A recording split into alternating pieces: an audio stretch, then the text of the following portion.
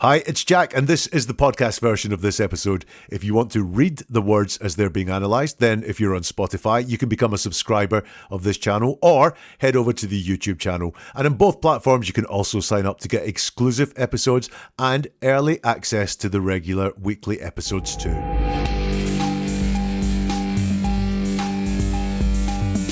Three people described what they experienced the night Robert Wone was murdered. Victor and I both jump out of bed. We run downstairs. There's, the stairs end at the door. I see the doors open. I see Robert is laying on the bed, kind of catty corner. And I started screaming. I was just hysterical. I know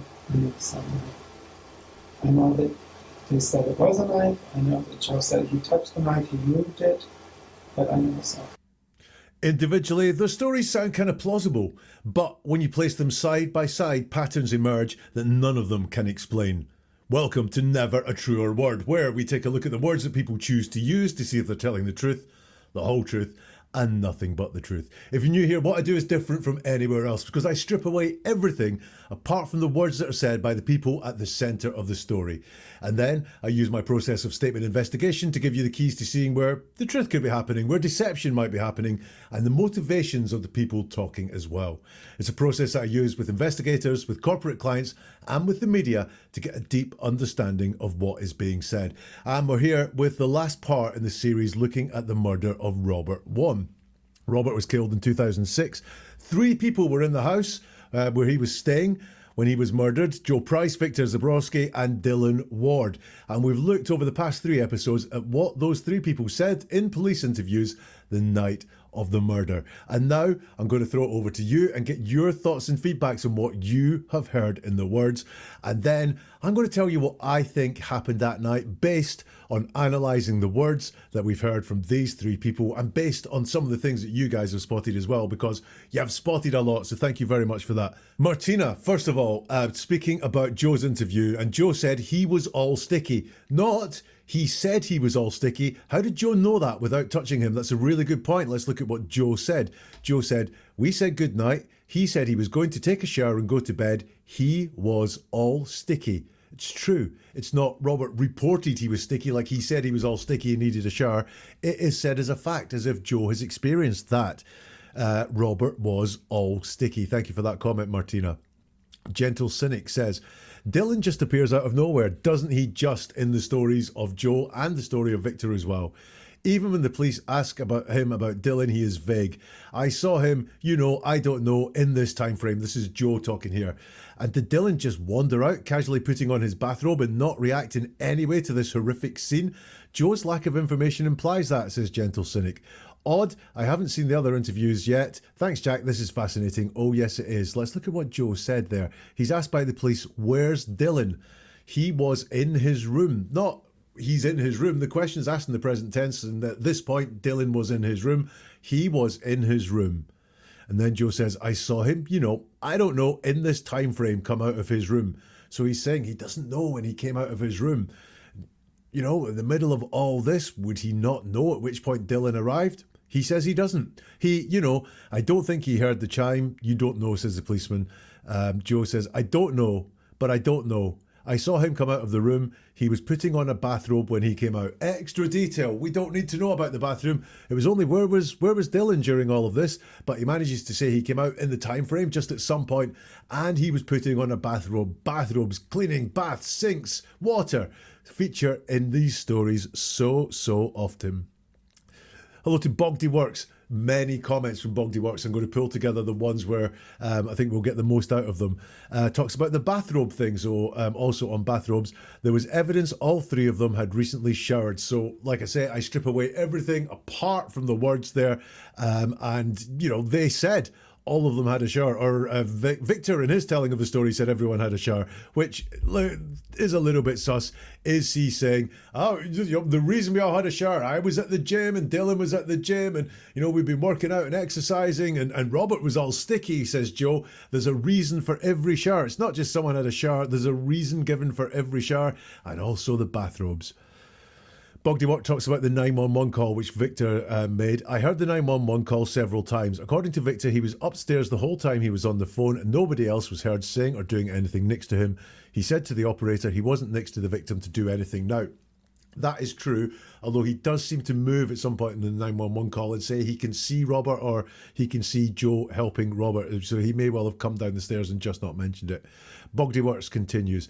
Besides, there was evidence of time elapsed between whatever happened and them calling. And I think we saw that inside the words that they were all very, especially Victor and to a certain extent Joe, very careful to talk about the times that certain points in their story happened. You know, you think about what you did last night. You might know what time you went to bed. Do you know what time you ate? What time did you go to the toilet? What time did you get a text message from your friend? We don't really remember these really trivial details, but these guys had the times really off to pat. More from Bogdyworks. Joe asks the person who immediately became hysterical to call 911. Both Joe and Victor said Victor saw Robert and got hysterical, screaming. Why didn't Joe call 911 or Dylan? Dylan just appears, someone else noticing Dylan just appears somewhere down the line. Never mind all the commotion in the house. It does feel like Dylan sort of shambled out of his room going, yeah man, what's happening? And if their tenant habitually came home in the middle of the night, which is something Joe said, why did Victor jump out of bed when they heard the chime? I've got to pull you up on this one.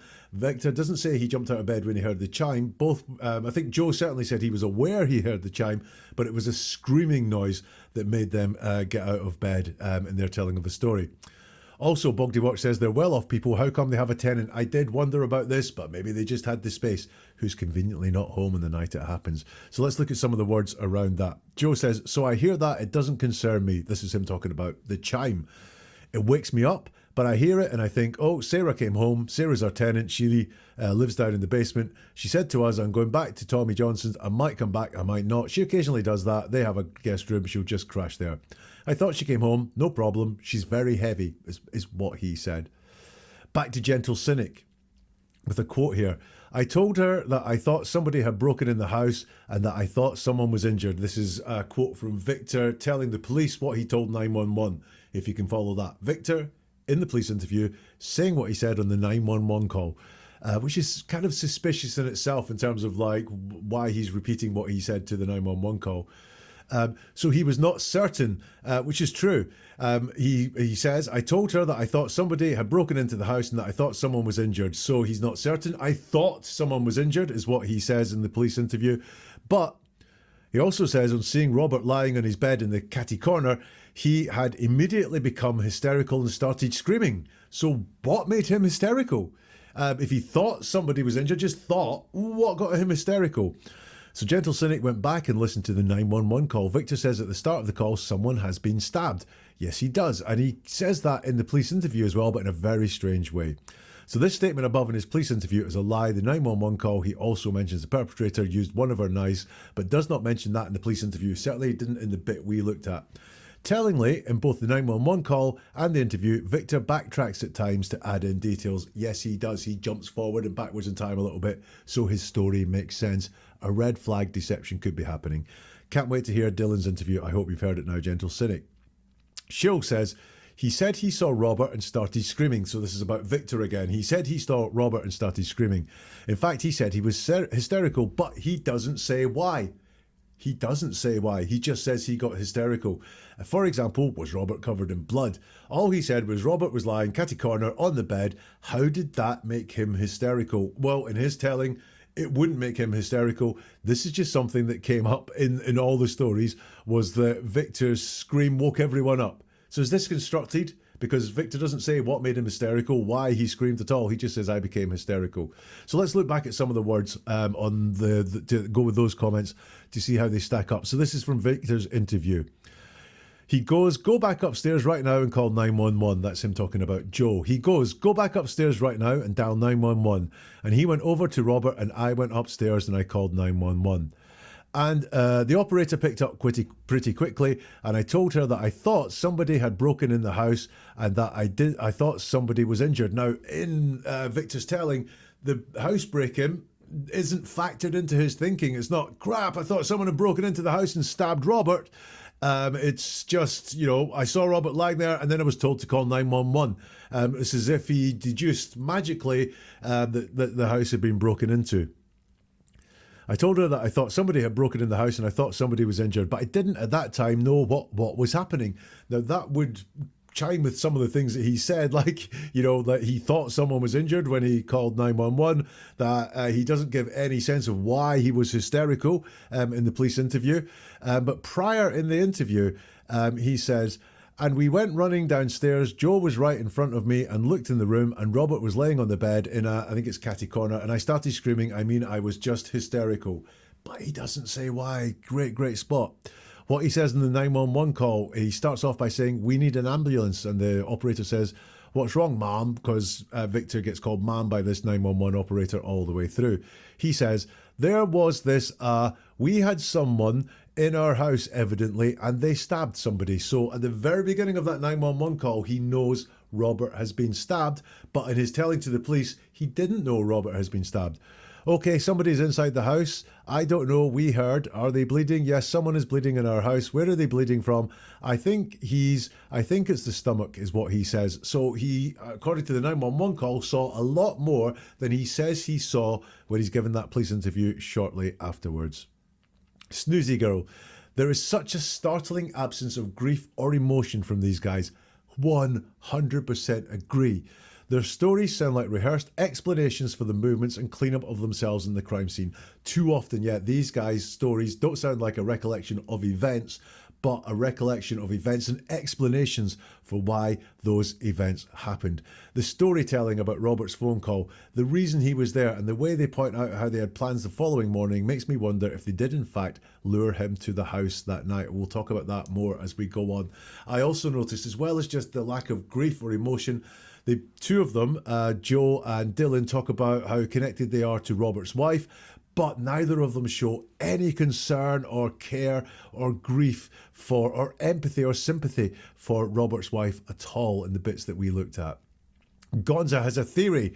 Gonza, my theory is that Dylan was the one who drugged, incapacitated Robert in some way. So this is Gonza's theory. It's interesting how Victor seems to be trying to distance Dylan so much from it all. Dylan didn't hear the chimes. Victor said he was screaming hysterical. Dylan's bedroom was right down the hall and he didn't come out of his room trying to figure out what was going on until later. So we had the screams supposedly from Robert and then Victor's screams and Dylan comes out. Well, we don't know why, and he doesn't seem to be coming racing out either. We get the two guys running down the stairs, Joe and Victor. Dylan just seems to amble into the scenario. Also, when Victor first sees Dylan, he's nowhere near the body, not even in the room. Rory says, I remember the great Peter Hyatt saying mentioning brushing teeth is often a sign of domestic sexual abuse. Interesting that he mentions it twice. So this is Victor who mentions twice he brushed his teeth. And I said, it's as if he's saying things he's comfortable with. This is not something that really happened. So I brushed my teeth and I brushed my teeth. And so that made me think we're getting some constructed storytelling there where he's going back and double doing things. Peter Hyatt does have a theory that brushing teeth often a sign of domestic or sexual abuse, and Victor mentions it twice. Jeanette here now. Thanks for your comment, Jeanette. What doesn't make sense to me is the telling of Joe and Victor go to the room. Joe is in front of Victor and they get to the room and Victor says Robert was laying on the bed, yet Victor says he started screaming and was hysterical. Why would he be hysterical and screaming just because Robert was lying in the bed? Yes, Victor says when he was on the phone with 911 that he didn't know at that time anyone was hurt. So if he didn't know anyone was hurt, why would he be screaming and hysterical at Robert laying on the bed? This is the point that people have made before, and I completely agree with it. Seems he would become hysterical to see the injury Robert had, but in Victor's own words, he wasn't aware of any injury or even what was going on. This explanation just doesn't hang together at all. He didn't even know someone was injured, so at that point he was screaming and hysterical for nothing. So here we have Joe's telling of that, just to add some context here. So Victor and I both jump out of bed. We run downstairs. There's, the stairs at the end of the door. I see the doors open. I see Robert is laying there. The bed cover is pulled back. He's laying there. There is blood on him. His hand was out. Like one arm was out like this and one arm was like this, I think, or somewhere across his body. And there was a knife. I believe it was laying on him, on his stomach or something like that. I picked up the knife, I moved it, I lifted his shirt and I could see clearly there was one, puncture wound right on his belly. I lifted up his shirt a little bit more. There was a lot of blood on his chest. Before I touched Robert, Victor became very hysterical and I yelled at him to go call 911. Victor's story. And then we woke up. I woke up to screams, I remember saying at the time. Didn't say Joe woke up to screams. And Joe and I both jumped out of bed and ran to the door. And when we got to the door, Joe went out and flipped the light on. And we heard another kind of low scream while we were at our doorway. And we went running downstairs. Joe was right in front of me and looked in the room. And Robert was laying on the bed in a kitty corner. And I started screaming. So he doesn't mention the knife. He doesn't mention Joe touching. He doesn't mention the blood at all. He doesn't mention any of that, which Joe saw, he says, when he went in the room. He saw Robert, Victor saw Robert, but doesn't mention any of this other detail. He goes, and I started screaming. I mean, I was just hysterical. And Joe told me to run upstairs. He goes, go back upstairs right now and dial 911. And I went over to Robert, and he went over to Robert, and I went upstairs and I called 911. And the operator picked up pretty quickly, and I told her I thought somebody had broken into the house. He doesn't say why at that point. Or Dylan. Dylan has not been accounted for in all of this, but for some reason he's jumped to the conclusion that someone has broken into the house as he tells this story to the police. And I thought somebody was injured. Why did you start screaming if you only thought somebody was injured, not murdered, stabbed, anything like that? But I didn't at the time know what was happening, so I walked back while I'm on the phone with her to the top of our landing, up our stairs, and I couldn't see Joe, and Joe was saying, get an ambulance here right away, Robert's hurt. So I repeated it and said we needed help right away. She talked to me for a little bit and then she told me, and then he says something very interesting. Joe had said he was stabbed. He realises his stories are not matching here, so he has to go back in time and say, oh, Joe previously told me that Robert had been stabbed. More from Bogdy Works. I find it interesting that, by his own account, Victor seems to be the only one who wasn't aware Robert was coming over. Dylan not only knew, but he was involved in making the guest bed, while Joe apparently didn't see fit to tell his spouse, which is Victor, a family friend was staying over and they were going to have breakfast in the morning. Was Victor not invited to the breakfast, says Bogdy Works? Was he leaving for work extra early? If I were the spouse, I'd find this rude and confront Joe about it, but Victor seems to put up with it by isolating in the bedroom. I think he does. I think, there's a big sense in Victor's words that he was hiding himself in the bedroom that night and realistically hiding himself in the bedroom that night. I mean, even if Robert was only Joe's friend, I would have gone downstairs to say hi and excuse myself back upstairs for being under the weather, though Victor apparently was well enough to go to the gym as soon as he got home from the trip. Do people do that? Victor's not very congruent when he talks. I guess people do get home from a work trip and go to the gym because they have been eating rubbish while they've been on the trip and want to work out and feel good about themselves. I just thought it was unnecessary storytelling. Dylan just pops in and out of Victor's story like he's another tenant, not part of the household, unconventional as it may be. When Dylan said Robert was coming over, why did Victor need to confirm this with Joe? Great question. Certainly these people relate to each other in unusual ways. More from Bogdy Works. I think whatever happened in the shower. I'm going to disagree with you there, but showers do come up a lot. I think the shower was used for some cleaning of some stuff that people wouldn't want to be found. There's way too much talk about showers and showering and showers malfunctioning and Robert being sticky, but also him ending up with barely any blood of him after being stabbed and people wearing robes afterwards, basically showering twice over the course of the same evening.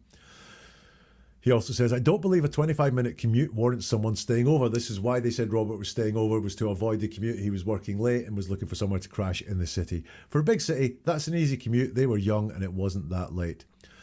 I don't believe tweaking a proposal needs a face-to-face breakfast meeting. It can easily and even be better done over email. Why would anyone need to lie about having breakfast with a family friend?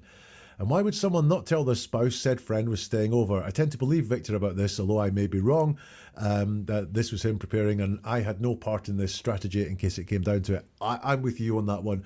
I don't think Victor knew. I think Victor really wasn't happy for some reason that Robert was staying over. We'll come to that. Why is the third guy making the bed? This is Dylan who was making the bed. Robert is primarily Joe's friend, yet the guy who's least acquainted with Robert is making the bed.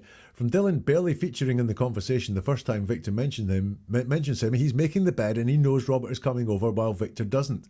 I get the feeling Joe had certain ideas about who did what chores in their household, and maybe Dylan, was the cook as well as the maid, but interestingly, not the plumber. Yeah, because Dylan was making the bed, so that's the maid, doing the food, so that's the cook, but he wasn't the plumber. Joe was sorting out the plumbing. Well, Victor had the trophy wife role, and Joe bossed everyone around and also spoke for them when needed. Joe, certainly the dominant one in all of this. We see it when he was talking, and we got that sense that Joe was the centre there from the Victor story, that everyone knew Joe had invited Robert round, but in very different ways. Joe certainly wasn't trying to keep everyone happy with this invite. Bogdy Works continues, I know the story goes that Robert sent an email to various friends saying he needed to crash somewhere and Joe just happened to be the first to reply. But if you wanted to keep your curiosity on the down low, that would be a pretty good way to go about it.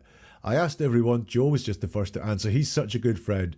We totally didn't talk about it beforehand, just saying. How and why things may have escalated, I'm not sure. Maybe Robert changed his mind. Maybe things got darker than he initially imagined. A comment here from Peeved, who says, I'm listening to this out of order. I don't think the order matters that much. I think the great thing is bringing the three together when you've heard all three. But the spider thing is weird. It's so weird I thought I'd misunderstood them at first, and everyone's standing around the sink drinking water. What's up with that? It was very strange, that picture of three people standing up around a sink drinking water. Finally, why did it take all three of them to show Robert where the shower was? I think it was just two of them. But yeah, that was a good shout. So this is what Dylan said about that Peeve mentioned. It was just chit chat, and then Joe went outside for a second because he saw a spider or something in the light. We got, we filled Joe's water and took Robert upstairs, showed him the bed. Okay, so I did we took Robert upstairs, which I thought was slightly strange. There's some other things I've noticed there. So is this the story about going outside because he saw a spider? Is this to lay the grounds for the back door potentially being unlocked? Joe absentmindedly went, oh, there's a spider outside, so he went to move it, came back in, didn't lock the back door, so that's what allowed an intruder in. Because there's another backdoor story, if you remember, that we'll come to when I sum all of this up. What I totally didn't get this one until I see it now. We got, we filled Joe's water. We filled Joe's water. Not Joe filled his water or I filled Joe's water for him from Dylan's point of view. But the two of them, that's either Dylan and Joe or Dylan and Robert, filled Joe's water and took Robert upstairs, showed him the bed. So thanks, Peeved. You're dead right. Why does it take two people to show Robert where to go, but also filled Joe's water? That is very strange. Hello to Miracle, who's got a theory. It was Joe, because I don't believe the other two would have lied for each other. There is a certain amount of distance between Victor and Dylan, I agree. I think something went wrong, maybe with the drinks. Was there something in them, too much maybe, that led to the sticky water situation? I think one of them, probably Dylan, was against the situation with Robert in which the accident happened. Maybe that was Robert coming over in general, or maybe there was a more specific plan he was against. So here we go. Let's talk about these drinks around the sink again, because I think they are key to what went on. Joe said in his interview, after Robert was there, which was just a strange way of putting it, but we all misspeak from time to time, I guess, we had drinks around the, sink. Not 100% clear on where he had the drinks there, was it? He had to think about where the drinks were. Dylan was asked, nobody drank any wine. That's after Robert had arrived. Dylan says, we had wine at dinner. Robert did not have any wine. We had already cleaned up. So we had wine at dinner. Nobody drank any wine. We had wine at dinner. We had water. He doesn't say we had water, which is what Joe says. He says Robert did not have any wine. We had already cleaned up. Mention of cleaning up. However, when Joe is talking about Robert, he says no drugs, no booze, nothing. Robert was like, you know the best, no booze. So Dylan, maybe he doesn't know that Robert's teetotal. Maybe Robert isn't teetotal and Joe is lying there. But it's interesting. No, Robert doesn't drink. Didn't come into that at all there. More from Bogdy Works. I don't think when a friend comes over, even a casual one, you're going to awkwardly stand around the sink with glasses of water. I think they drank something else. Agree. It's 100% not necessary for multiple people to show someone the bathroom. So I think you'd only say that if you feel you have no way of placing yourself somewhere else but in that person's company. Yeah, that's a great thought. He would have said, we had water and chit-chat around the kitchen and then I went to bed, if he could, but that would leave just Joe and Robert alone for too long not to place suspicion on Joe, so he may have been instructed to involve himself in the bathroom showing part. But notice how immediately he removes himself right after, which still leaves Joe and Robert alone for a bit. This is talking about Dylan. Dylan says, We filled Joe's water and took Robert upstairs, showed him the bed. He said he wanted to shower. We showed him the shower. That's we, two people. We showed him the shower. That's when I went to bed. I went to my room. So is that some distancing there from Dylan and just leaving this point where Joe and Robert are alone together? And I've saved the best till last. Full-Throated Motion puts in a mega comment on all 3 episodes with so much to them. You guys are going to love this comment. And Full-Throated Motion, thank you so much for that. Summary of my opinions, says Full-Throated Motion. They're all full of it. Yes, they are. There was no intruder, and one or more of them was involved in the murder. All of them know what happened, and they're covering for each other. I think Joe was directly involved in the murder and Victor wasn't directly involved. I'm not sure about Dylan. Dylan is the best liar out of the 3, in my opinion, and I'm confident he's lying by omission about what he was really doing both during and after the murder, but I'm not picking up many hints from him about what he's admitting. I think Joe murdered Robert, either accidentally or in the heat of the moment, because of something to do with an intimate relationship with Robert, or at least a desire for intimacy with Robert. I can't say whether Robert was on the same page and consented to this type of relationship. The rationale for involvement. Joe was the only one who couldn't seem to give a denial about committing the murder. He danced around it but never actually denied it. 2. Their story is BS based on everything Jack said. Their accounts are mostly consistent, but the inconsistencies aren't the type I'd expect from truthful people remembering things slightly differently. E.g., Joe and Victor's description of the noises being significantly different. Joe not being able to say why Victor woke up before they ran downstairs. Seems like they coordinated their stories in a hurry, and he wasn't sure what Victor was going to say here. I don't think Joe was present when Victor got up. More on that later. 3. They consistently prioritise the burglary story elements, and they're far too certain that the burglary theory is correct, even when confronted with reasons why the story is dumb or with contrary evidence. Joe, in particular, is far too convinced that the other guys aren't responsible, followed by Victor, less so by Dylan. At least Dylan admits he can't know with certainty they didn't do it if he wasn't there. Joe and Dylan both knew Robert was coming over. Victor didn't. I agree with Jack that Robert's visit was a source of tension, especially between Joe and Victor. Victor starts his story far earlier than the others, and I think part of that reason is because Act 1 for Victor is when tension starts to rise between himself and Joe when he gets home from his trip. Act 2, this is Act 2 for Victor, is Robert coming over. The final act is Robert's murder. For the other 2 guys, Act 1 is Robert's coming over. Act 2 is whatever led up to Robert's murder that they're omitting. And Act 3 is Robert's murder. For Victor, I think he was like, Victor gets home from a work trip and he's dealing with Joe, who hasn't fixed the leaking shower, cancelled the station he wants to watch, and then invited Robert over without telling him. I think Victor knew or suspected Joe's interest in Robert. He's already not that enthusiastic about Dylan being in their relationship, but Joe certainly is. There's a question, Dylan's not happily married, is he? Joe says yes, he is. Oh, to you? Joe says yes. Part of the reason I think Victor wasn't involved was because of this. Why would he subject himself to Joe trying to pick another partner if he already isn't thrilled about the first other one? Also, Joe was supposed to go to the door for Robert and Dylan ends up getting it. Something unexpected seems to be interfering with Joe getting the door right around the time Victor says he and Joe were watching TV after Robert calls. Victor switches from saying we to Joe and I right after Robert calls, and it's one of the few times he doesn't use we when talking about the pair of them. It's possible that Joe didn't get the door because he and Victor were arguing. 6 starts with a quote. And then we woke up. I woke up to screams, so this is Dylan, and Joe and I both jumped out of bed and ran to the door. I think Joe went downstairs after he turned off the TV, and Victor is alone upstairs until he hears the other 2 making noise downstairs and goes to see what's happening. Victor switches from we to I and drops another rare Joe and I when referring to the pair of them. Dylan was already there when Victor came downstairs. Joe, I saw him, Dylan, in this time frame come out of the room. It's vague as hell. We've covered that. It is vague as hell. Also, Joe, I saw him, Dylan, come out of the room. He was putting on a bathrobe and he came out. Right before this, when he explains how he and Victor run downstairs, find Robert, and Joe goes to Robert and moves the knife, Joe forgets to mention that he saw Dylan. If Dylan really came out of his room right as Joe is running to Robert's room, he loses line of sight from Dylan's door after that. I'd expect him to say something like, I saw him coming out of his room right as I got downstairs, just before I ran into Robert's room. It's in a very narrow time frame, and yet we get a very hand-wavy, vague, non-committal in this time frame that only gets clarified by the investigators trying to pin Joe down. 8 from Full-Throated Motion's mega thread, which I love. Dylan tells the story entirely in the past tense during every recounting except one. The interrogators grill him for hours and make him repeat it multiple times. So full-throated motion has seen more than us. The one time he switches from past to present tense, when he gets to the part where he hears a noise for the first time, he gets to the present tense when he hears the noise for the first time, and he continues until he describes seeing Joe on the bed next to Robert. Then he switches back to past tense. I think the present tense part of the story is BS. I'm not picking up any indications he was directly involved, but I'm not conclusive on whether this is because he's decent at lying by omission or if he wasn't in the room with Joe and Robert. A rationale for a relationship between Joe and Robert from Full Throated Motion. Number one, Dylan seems to think the only reason one of them would murder Robert is if there was some sort of deeper relationship between one of them and Robert.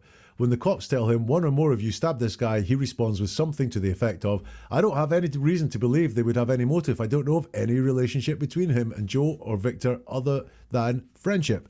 Yeah, I spotted that, and that was weird. He goes back to that concept later in the interrogation to the exclusion of other ideas about possible motive. Number two, Joe protests far too strongly when asked if Robert was gay. Yes, I thought that. As Jack pointed out, he omits pronouns when denying Robert is gay and immediately shifts to talking about how great Robert is, no booze, straight A's, etc., to veer away from the topic, which I agree with Full-Throated Motion here. It's a little bit awkward for us to talk about, but let's go for it.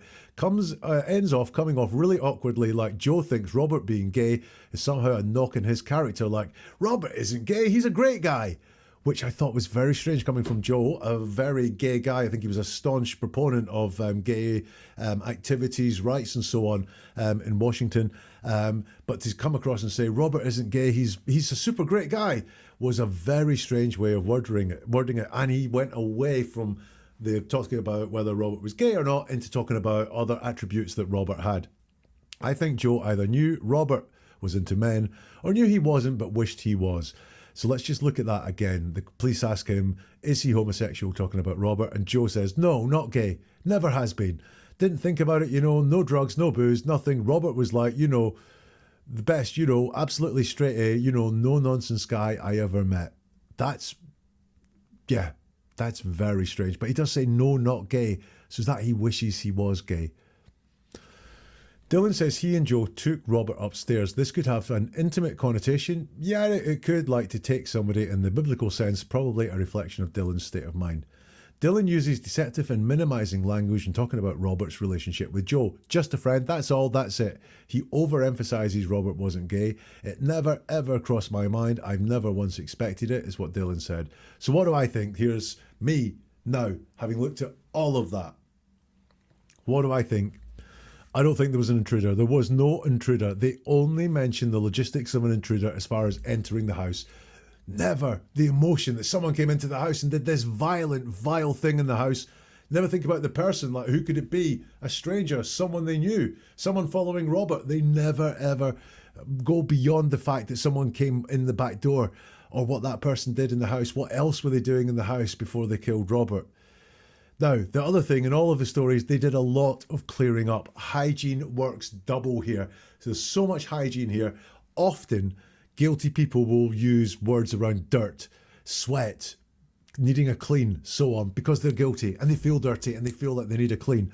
Here, I think this is them trying to say, oh yeah, we cleared up here, we had a shower here, it's all innocent. Any clearing up that's been done in this house is innocent. We worked out, we had showers. We had to put lots of water down the shower because there was a problem with it.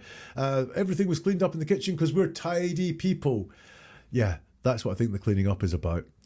In all the stories, there's so much needless information. The shower stories, I don't need to know when Victor had a shower. Watering the plants. Project Runway and the ins and outs of whether they could watch Project Runway or not. How long they've been watching Project Runway, with how many commercials were in there. Going outside. Not only did we have Joe going outside for the spider, but Victor says him and Dylan went outside a couple of times because they were cooking the steaks out the back, i.e. we were in and out that back door all the time, so chances are it was unlocked. But all this needless info smacks of a cover story rather than pertinent detail. Now, it's a hard one to quantify, but I do think Victor is lying the most. His story and the 911 call, they don't stack up. Now, in fairness to Victor, he's the only one with two versions of the story that we've looked at, because everything else, the other guys didn't make the 911 call for us to analyse. Time frames. Things are being hidden in times. They talk about the times that things happened. Way too much detail. So I think something else happened inside these time frames. Robert coming to the house to stay was looked forward to by Joe, maybe Dylan, but not by Victor. It was a big source of stress inside that house, inside that relationship. And both Joe and Dylan downplay Robert's reason for coming. It was just like, this is just a little thing. Yeah, it's not a big thing at all. What I want to know with that was, did they lure him to the house? Did they think, we'll get Robert over and then we'll do something with Robert or to Robert? Or was Robert complicit in that? I know I say I strip away everything apart from the words. I've heard it said so many times. No one else has any inkling that Robert was anything other than straight. He was married, never seemed to have any interest in men, but lots of men have a secret life like that. I can't rule it out, but I do think from Joe saying, no, he's not gay, but then moving on very quickly, I wonder if Joe fancied him, if Joe thought he could turn him. Maybe they had some sort of dalliance at some point before, and Joe wanted to get this back on again. I don't know, but I do wonder about that relationship, and if Robert was lured there or Robert complicitly knew there was more there than just bunking down for the night. Victor is the one who most wants to say he wasn't around Robert. He's always upstairs. He's as far away from it as possible.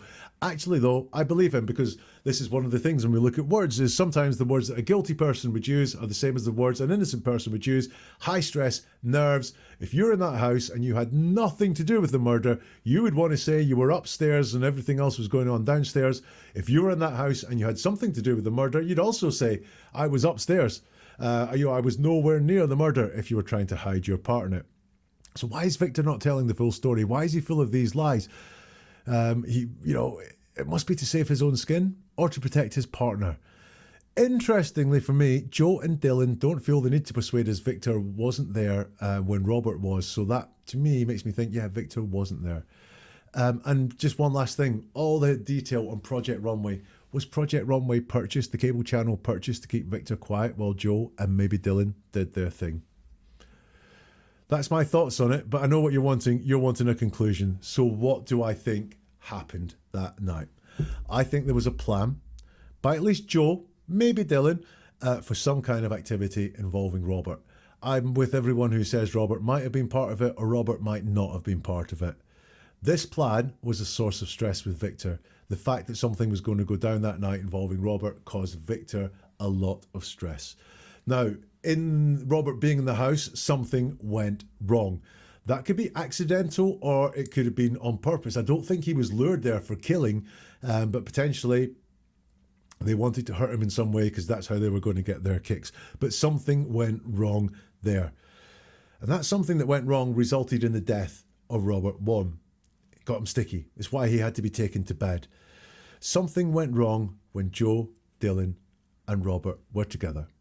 And it all happened earlier than these screams, and there was a lot of cleaning up afterwards. The cover story has to involve Joe and Dylan not being with Robert when the screams were heard, but these lack credibility. The whole screams thing just lacks credibility. There was so much cleaning going on, showering, removal of clothes by all three as well, hence the bathrobes, plus that going outside by Joe. It's just all cover story. And they put everything together very quickly and then they called 911. What do you think? Let me know in the comments if you like, or get in touch on social media.